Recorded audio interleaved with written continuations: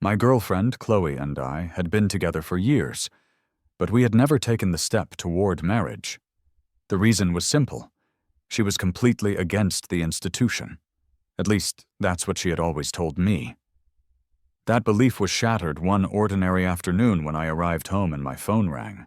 It was a call from a bridal shop. "Hello, is this Chloe's partner?" a cheerful voice asked. "The wedding dress she liked has been altered and is ready.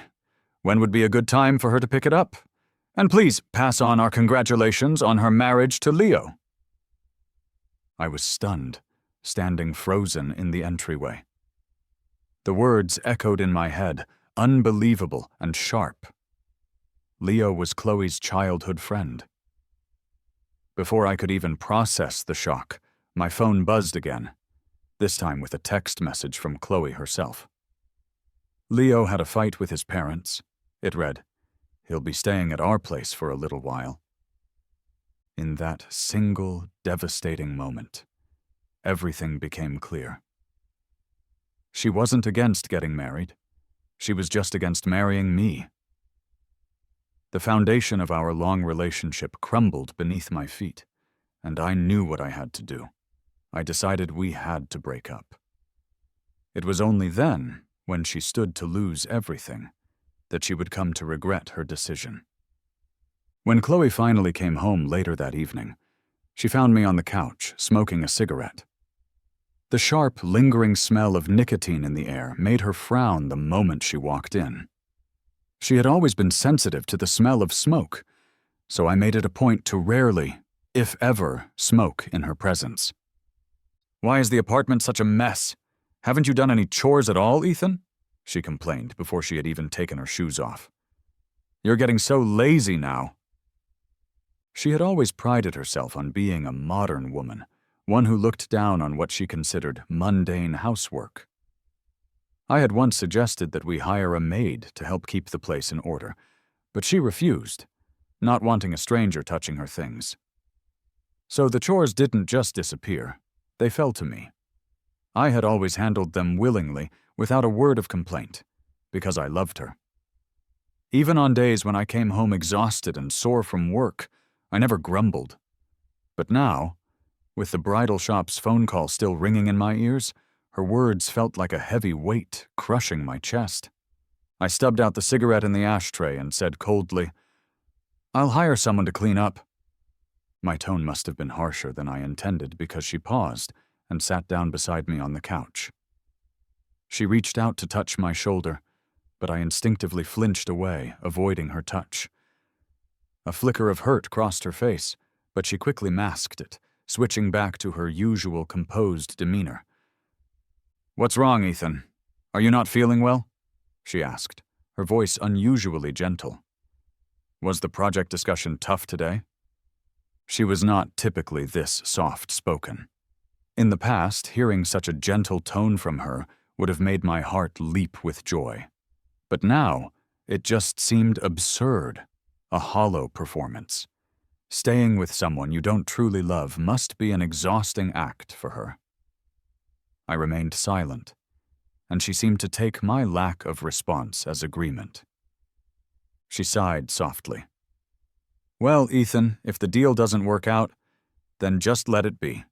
We don't need that one company's business anyway." She was right, in a sense. As our company had grown, more and more businesses were eager to partner with us. Losing a single deal wasn't a catastrophic blow. But this particular deal had been a sure thing, practically guaranteed, until the client had casually asked during a dinner meeting when Chloe and I were planning to get married. Chloe had lost her composure instantly, stormed out of the restaurant, and the deal had collapsed as a result. I hadn't been angry with her at the time. My first thought had been to comfort her when we got home. But then she had delivered this massive, unexpected surprise. "From now on," I said, my voice flat, "you don't have to attend any company events or business dealings." Chloe looked at me in disbelief, her expression shifting from concern to outrage. "What do you mean by that, Ethan? This is my company. Are you trying to exclude me?" I looked up at her, meeting her wide, incredulous eyes, which were almost distorted with emotion. A smirk touched my lips.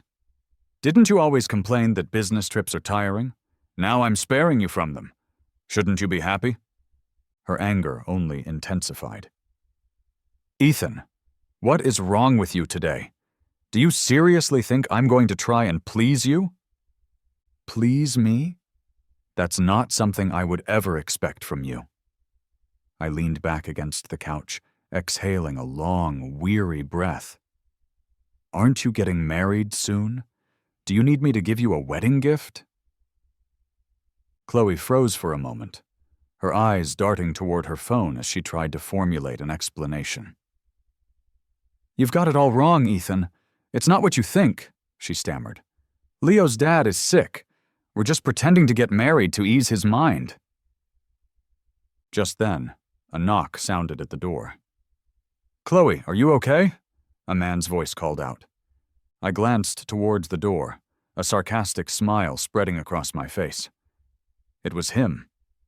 The man in the black shirt, tall and decent-looking. Leo. I was not unfamiliar with him. During the first year Chloe and I were dating, she was often out, and I had chalked it up to the initial excitement of our relationship fading.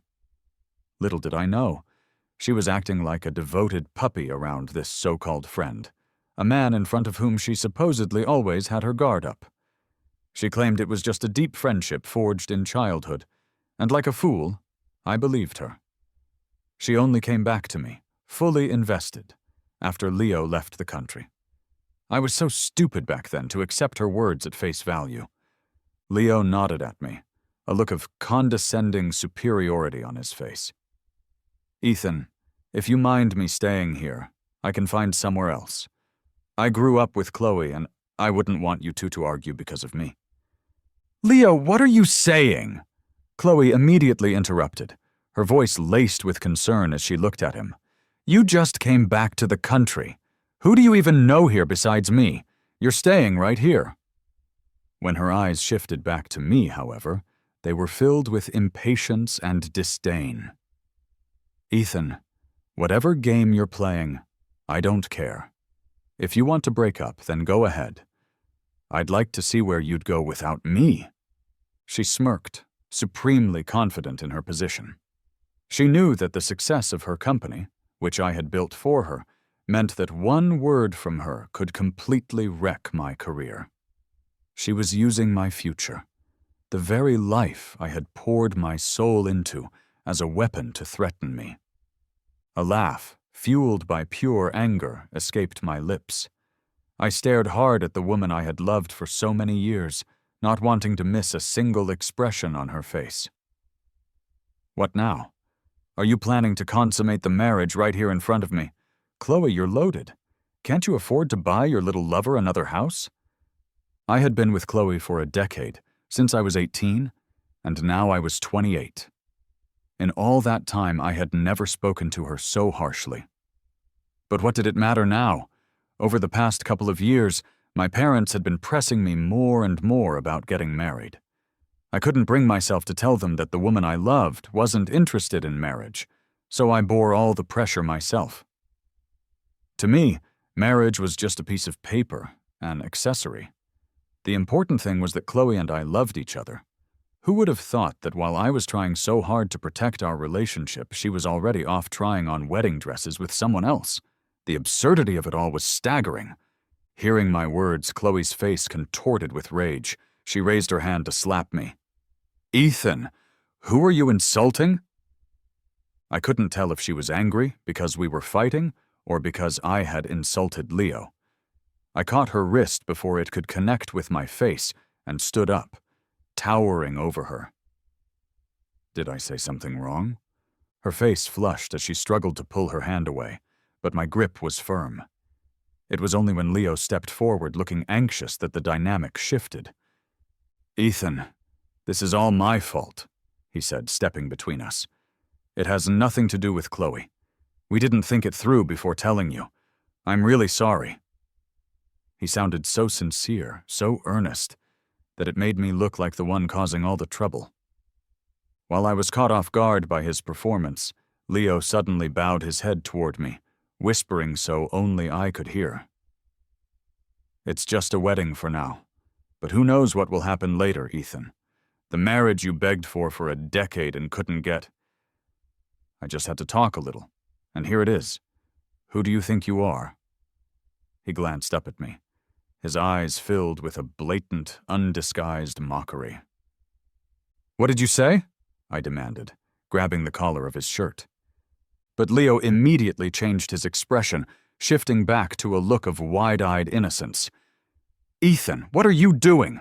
Have you lost your mind? Let go of me!"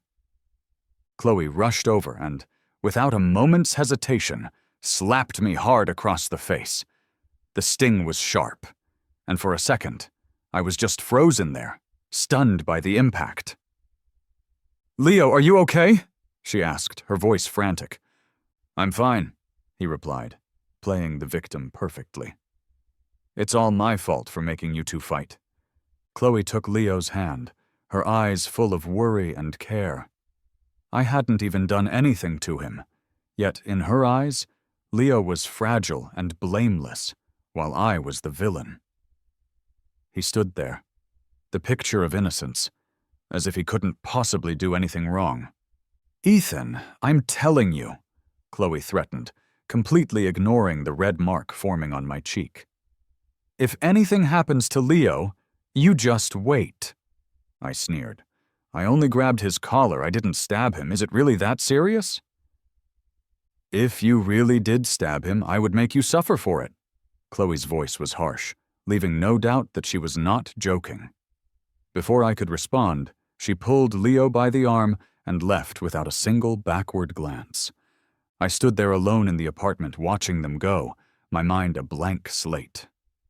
I stood there for a long time, a really long time, until my legs began to feel numb. Only then did I slowly wipe my face, feeling a dampness on my cheek. Why is this place leaking anyway? Chloe didn't come back that night. I used the time to pack my things. This house had been purchased 3 years ago. I remember when we first moved in, Chloe was as happy as a butterfly, flitting around the empty rooms until she finally landed in my arms. She hugged me tightly, acting cute and playful. She had said that from that day on, this would be our home. She even talked about adopting a cat, and then a dog, and how they would be our children. In the end, it did become a home, just not mine and hers.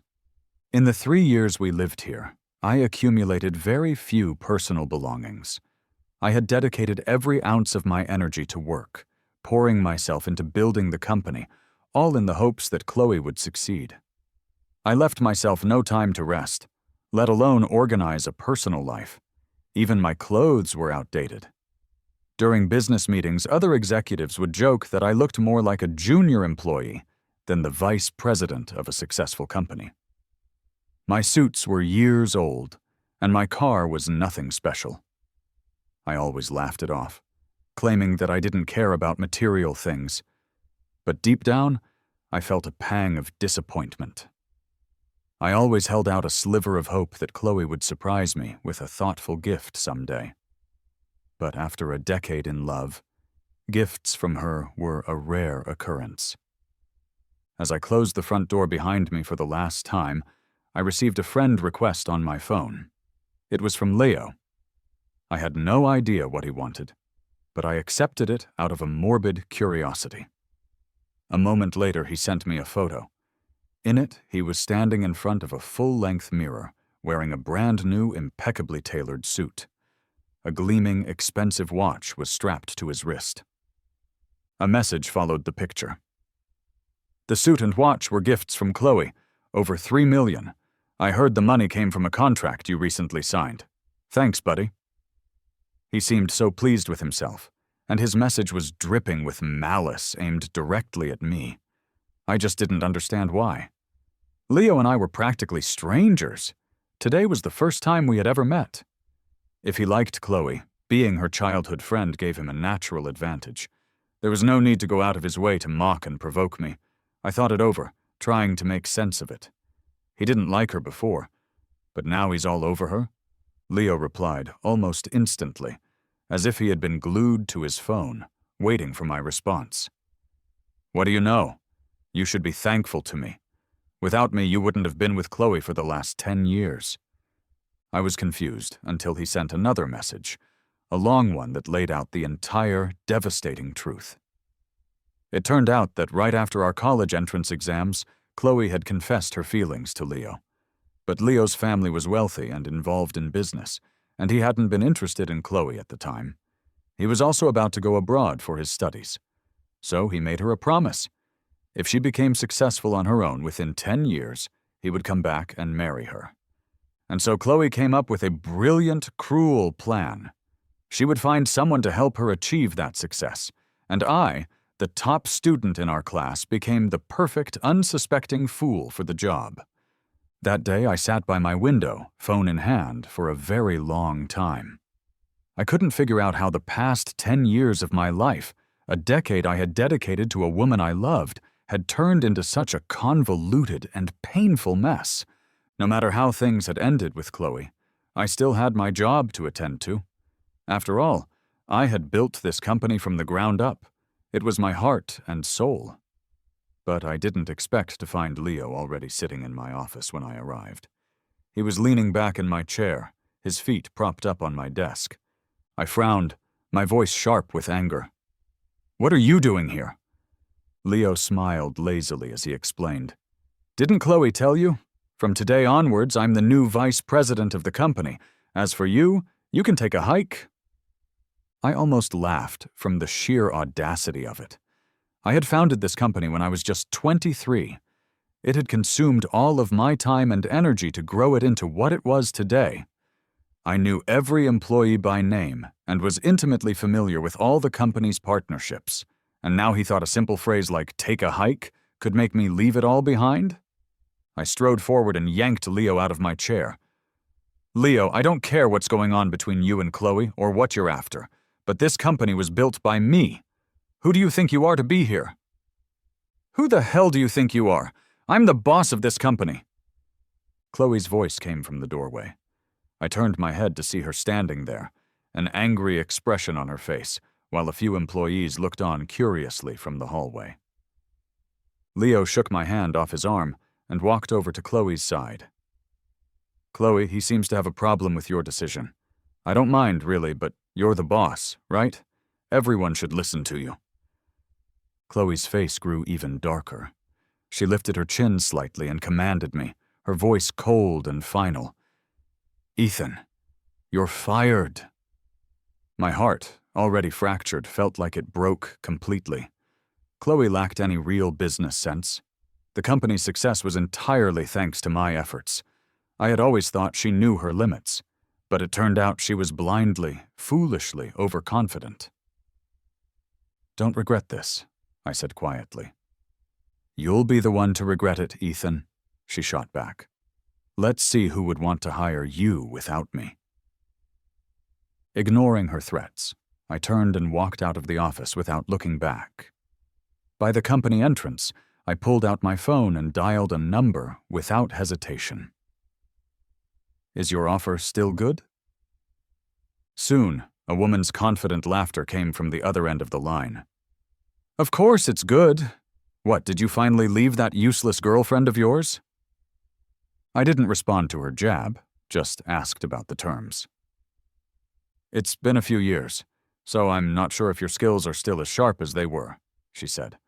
"We'll start with the salary and position we discussed before. As for other benefits, once you bring in some results, I'll definitely compensate you fairly." "Okay then, Before I could finish my sentence, a sleek black Rolls-Royce pulled up in front of me. The passenger window rolled down slowly, revealing Isabella's undeniably beautiful face. "Still standing there? Aren't you getting in?" Isabella smiled as she took off her sunglasses. After a brief hesitation, I opened the door and got in. I had met Isabella 3 years ago. Back when Chloe and I had just started our company, Isabella was already a renowned and successful businesswoman. Our meeting was purely by chance, at the entrance of a banquet hall. I was anxiously waiting for a certain CEO, a proposal clutched in my hand. It was pouring rain, and the moment the man came out, I approached him with an umbrella, ignoring his surprised expression. I calmly introduced myself and our fledgling company, then handed him a container of hangover tea I had brought along. "I heard you have some stomach issues," I had said, "and I bet you drank quite a bit tonight. Why not have this tea while we talk? It won't take much of your time." My confident approach and thorough preparation impressed him, and I landed the first big deal for our company. It was that moment that had caught Isabella's attention. A few weeks later, she offered me a job with a 6-figure salary. As she said, having such courage and dedication as a newcomer was rare, but back then, I had turned her down. My heart was completely devoted to Chloe. Isabella didn't insist. She just left me her number and told me to call her any time if I ever changed my mind. I ended up saving her number, never imagining that I would one day really need it. "To be honest, I was surprised you called," Isabella teased as we drove, her tone suggesting we were old friends catching up, rather than two people who had only met once before. "I thought you'd spend your entire life besotted with your little girlfriend." I didn't say anything, just offered a bitter smile. Thinking back, Chloe and I had gotten together right after our college entrance exams. I was genuinely shocked back then when she confessed to me. I mean, I could barely recall ever interacting with her. But Chloe insisted she had noticed me for a long time. She said she liked how focused and serious I was when I was reading, and she appreciated my diligence in everything I did. Getting a confession from a girl I hardly knew was odd, so I didn't agree to it right away. But Chloe spent a month convincing me that she truly liked me. Every day she sent messages and would often appear at my part-time job. She even waited outside with breakfast while I was taking driving lessons early each morning, day after day, without exception. I had never been cared for so thoughtfully before, and soon I developed feelings for her. Being together just felt natural. Not even 4 years of a long-distance relationship while we were in college could change my mind. I thought Chloe and I would be together forever.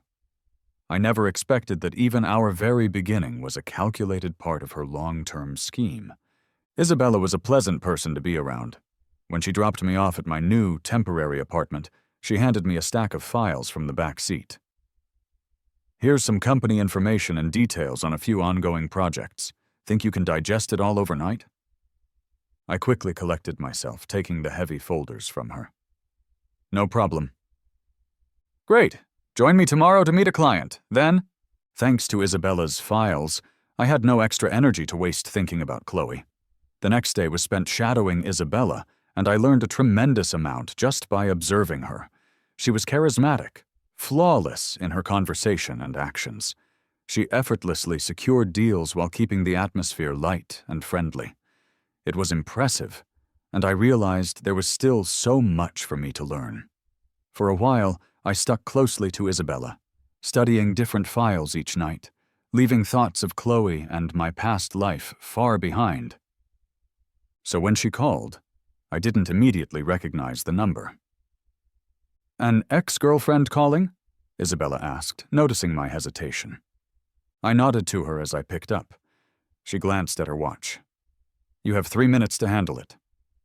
"Got it, boss." I walked into a secluded corner to take the call. Chloe's haughty voice immediately greeted me. "How's life treating you now, Ethan? Tough, isn't it? Come back to me and I can act like nothing ever happened." I was speechless for a moment, wondering where Chloe got her boundless confidence. Maybe I had made her feel too important in our relationship. "Chloe," I said, my voice steady. "We're over. Please stop bothering me." I thought my tone was calm and non-threatening, but she suddenly became furious. She laughed, a harsh, grating sound, and said, "Fine, fine, fine," 3 times in a row. "Ethan, you think you're so tough now? I'll wait for the day you come crawling back to me." She hung up, and I immediately blocked her number. Returning to Isabella's side, I saw that exactly 3 minutes had passed. She nodded in approval. "Let's go. Mike is waiting." Following Isabella into the office, I noticed her easy familiarity with Mike, the CEO of a major tech firm. They chatted about elite business matters that I mostly tuned out, until a familiar name caught my ear. "You heard about that recent family bankruptcy, right?" Mike was saying. "It hit a lot of people hard, including that family Leo was almost going to marry into. With the bankruptcy, it seems the wedding is off. They must owe a lot of money." I missed some of the details, but I clearly heard Leo's name.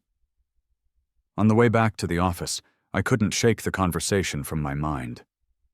Isabella, still reading through her files, asked without looking up, "What's on your mind? You've been spaced out."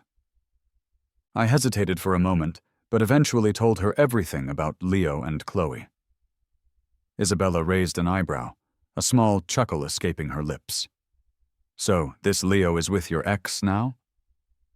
I nodded. "Interesting. With his family's debts piling up, they could be getting desperate. Your ex's company seems doomed. I wouldn't mind you lending them a hand."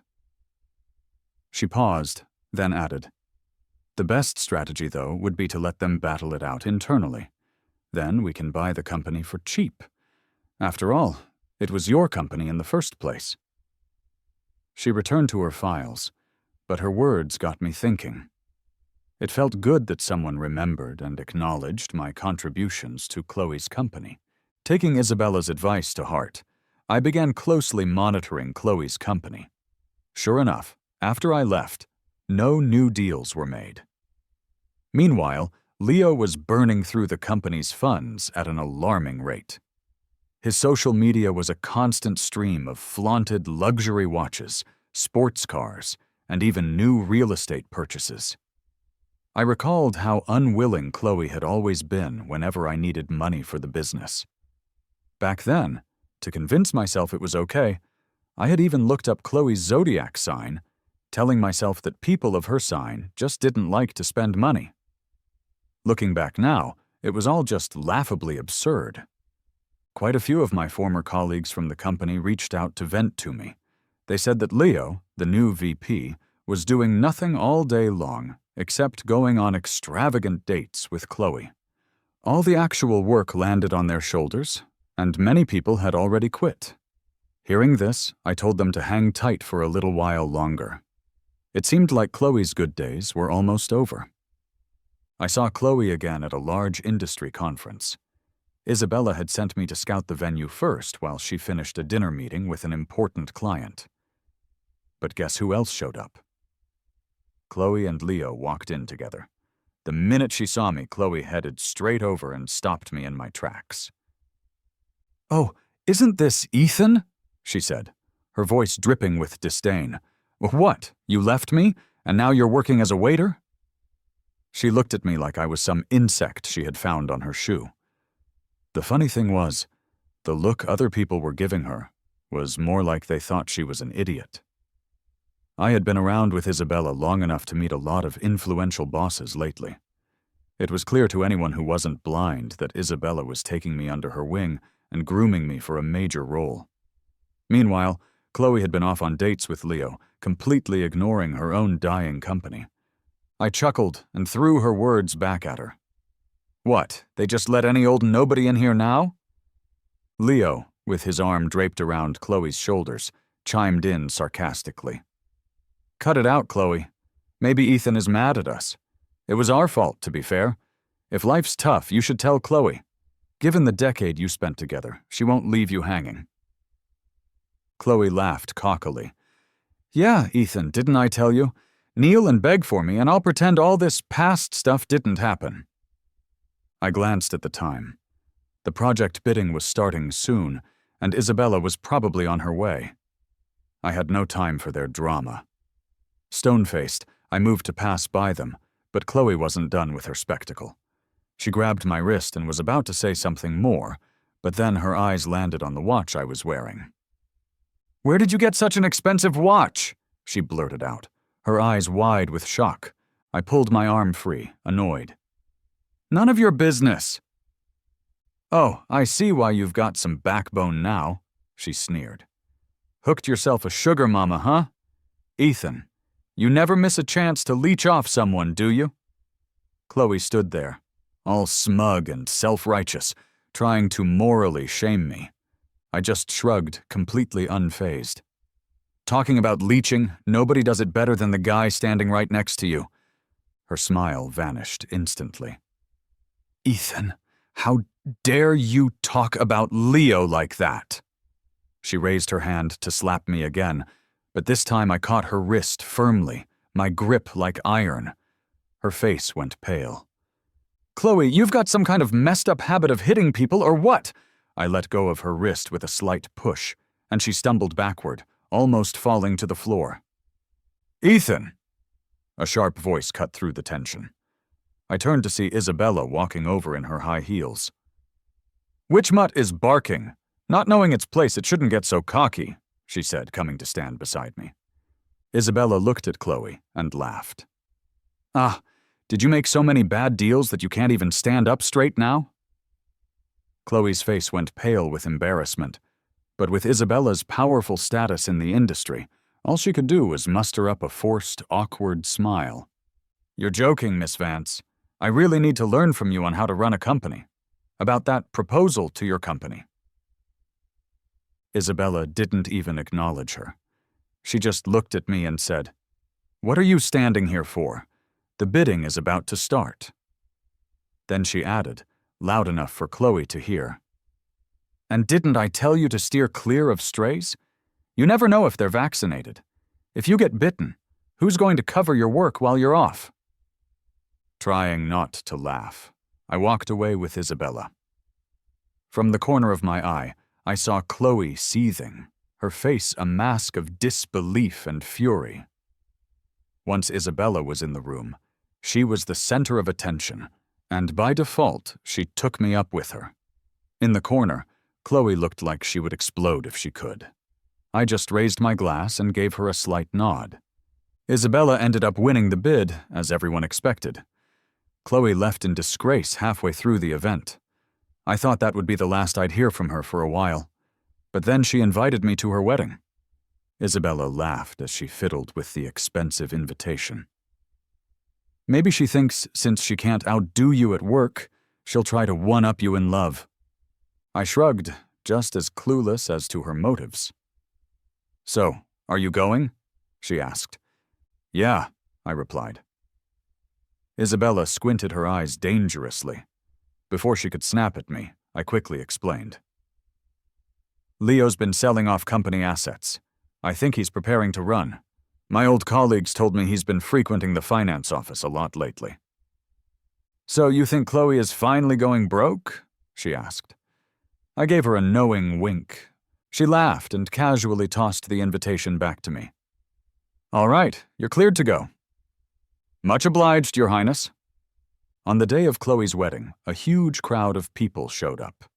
The venue was decked out to the nines, a picture of opulence. She had even invited a lot of media, probably hoping that the spectacle of this wedding could squash the rumors about her company going broke. Too bad for her. It might just end up confirming those rumors instead. Chloe walked toward me in her wedding dress. There was a time when I had imagined this scene countless times. Her wearing a beautiful white dress, marrying me. I thought that when I stood on that stage, I would tell everyone how we had supported and trusted each other for the past 10 years to make it to this day. I would tell everyone how much I loved her. Then, I would solemnly place the ring on her finger. But thankfully, none of that happened. Thank goodness I found out who she really was before we got married. "How does it feel, Ethan? Is this what you always imagined?" she asked, her voice low. "Too bad the groom isn't you." Chloe stared at me intensely, as if she were trying to see any sign of pain or sadness in my face. Too bad for her. There was no ripple of emotion in my heart. Perhaps my indifferent attitude made her mad. Chloe gritted her teeth and said harshly, "Why are you pretending, Ethan? Who doesn't know that your biggest dream in life is to marry me? Now that I'm really getting married, you must be heartbroken, right?" Before she could finish her tirade, A woman in a bridesmaid dress ran over to her and whispered something urgently in her ear.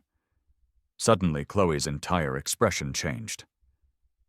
"What did you say? That's impossible!" she hissed. "If they're gone, just find them."